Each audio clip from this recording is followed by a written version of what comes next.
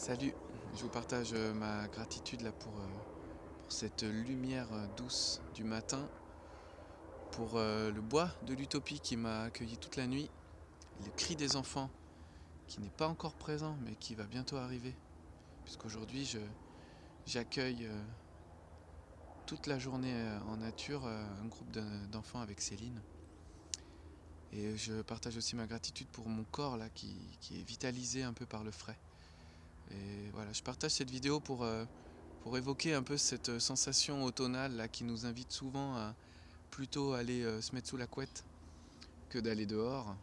Bien qu'il y ait du soleil par exemple, on voit qu'il y a un peu de vent, ou on regarde la météo, on voit qu'il fait 6-7 degrés, on n'a pas très envie d'y aller.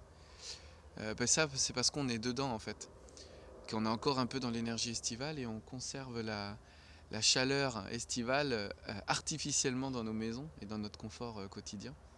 Mais nous ne sommes pas des animaux hibernants comme les ours. On sait, notre corps est habitué en fait à vivre l'automne, à vivre l'hiver. Et ouais, j'avais envie de témoigner ça parce que on a une énergie quand même un peu moins forte. On a envie d'aller se caler dans sa grotte. Et c'est sûr qu'en hiver et en automne, on fait moins d'activités pour prendre soin de soi.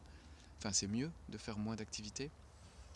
Mais d'aller dehors, de vivre des journées en nature, en fait, notre corps sait faire. Il faut un équipement correct, il faut être bien couvert, plein de couches, comme les oignons, pour pouvoir enlever des couches quand il fait doux. Et, euh, et ça me fait penser un peu aux gens, vous savez, qui vont se baigner dans l'eau froide le matin. L'automne, pour moi, c'est un peu... il y a un côté énergisant, en fait, à cette saison, si toutefois on y va. Donc il faut trouver un peu le courage d'y aller, la motivation d'y aller. Et, et peut-être aussi éviter de tout de suite se caler autour d'un feu. Là, il y a des gens qui nous demandent, mais du coup, le matin, vous faites comment avec les enfants? Vous accueillez les enfants auprès du feu? Je leur montre, là, regardez le feu. Le feu, là, il est éteint. Et on fait absolument pas un feu direct en arrivant, bien que là, ça serait très agréable. Parce que sinon, par réflexe, on reste collé au feu. Donc là, on va plutôt être dans le corps, on va aller explorer la forêt, on va vivre des jeux. Et en fait, les corps des enfants vont s'habituer assez vite à la température, bien que là il est tôt le matin et qu'ils sortent sans doute de la couette.